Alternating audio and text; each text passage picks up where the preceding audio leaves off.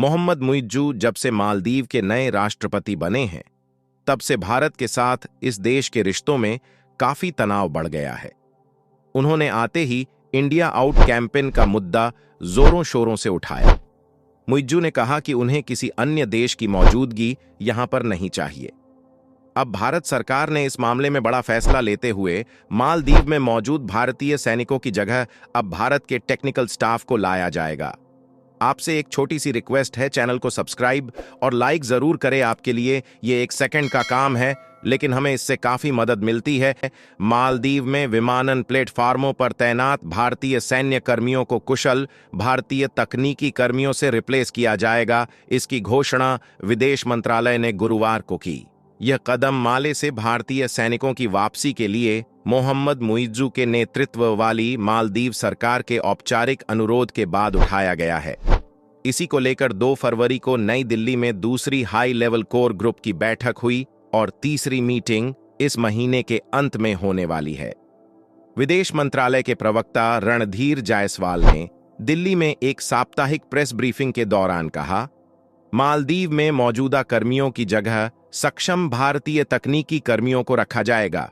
भारत तीनों aviation platform से अपने सैनिकों को हटाने के लिए मान गया है। 10 मार्च तक एक प्लेटफार्म से और 10 मई तक बचे हुए 2 प्लेटफार्म से सैन्य कर्मियों को रिप्लेस कर दिया जाएगा। इसके अतिरिक्त विदेश मंत्रालय ने अपने बयान में एक और बात पर जोर दिया।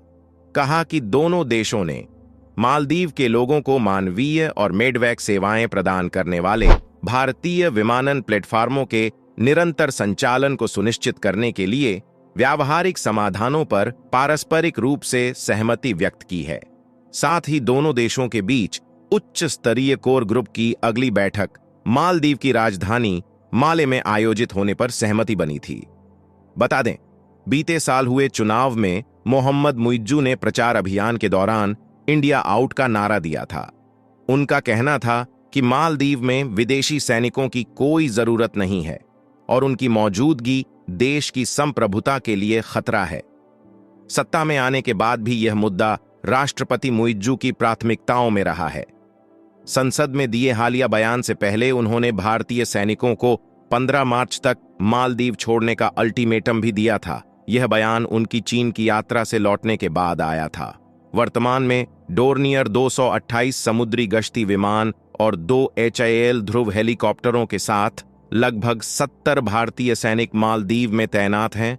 मालदीव के राष्ट्रपति मोहम्मद मुइज्जू की मुश्किलें बढ़ती नजर आ रही हैं।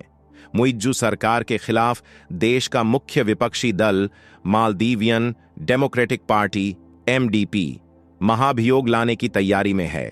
MDP का दावा है कि संख्या बल उनके पक्ष में है। हालांकि रूलिंग पार्टी के प्रवक्ता मोहम्मद असलम का कहना है कि MDP के 13 सांसद उनकी पार्टी MNC में शामिल हो गए हैं। अब ये लड़ाई काफी दिलचस्प हो गई है, क्योंकि मालदीव के संविधान के मुताबिक राष्ट्रपति के खिलाफ महाभियोग प्रस्ताव लाने के लिए 56 सांसदों का समर्थन जरूरी है। समुद्री सीमा में भारत की रक्षा और रणनीतिक स्थिति को अधिक मजबूती देने के लिए मिनिकॉय आइलैंड पर नई एयर स्ट्रिप और नौसैनिक बेस बनाया जा रहा है। मिनिकॉय में बनने वाले INS जटायु नौसैनिक बेस से मालदीव की दूरी मात्र 524 किलोमीटर है। इससे इस इलाके के आसपास चीन की नौसेना जो हरकत करती है उस पर विराम लगेगा। समुद्री सीमा में भारत की रक्षा और रणनीतिक स्थिति को अधिक मजबूती देने के लिए ये एयरबेस बनाए जा रहे हैं। लक्षद्वीप में प्रधानमंत्री नरेंद्र मोदी की यात्रा के बाद अब भारत सरकार ने तय किया है कि अगाथी और मिनिकॉय आइलैंड पर नौसैनिक बेस बनाया जाए। मिनिकॉय पर INS जटायु नौसैनिक बेस बनाया जा रहा है। इसका उद्घाटन 4 या 5 मार्च को रक्षा मंत्री राजनाथ सिंह कर सकते हैं। जानकारी के मुताबिक जैसे ही मिनिकॉय में नौसैनिक बेस बनेगा, इससे इस इलाके के आसपास चीन की नौसेना जो हरकत करती है उस पर विराम लगेगा। साथ ही जो व्यावसायिक जहाज स्वेज कैनाल और पारस की खाड़ी की तरफ जाते हैं, उन्हें 9 डिग्री चैनल यानी लक्षद्वीप और मिनिकॉय वाले रूट से जाना होता है। किसी जहाज को सुंदा और लोम्बक की खाड़ी की तरफ जाना है तो उसे 10 डिग्री चैनल यानी अंडमान और निकोबार द्वीप समूह के पास से गुजरना होगा। ऐसे में दोनों जगहों पर मजबूत सुरक्षा और निगरानी दस्ता होना चाहिए, जो जरूरत पड़ने पर दुश्मन को मुंहतोड़ जवाब दे सके। साथ ही आसपास के इलाके में शांति बनाए राखी जा सके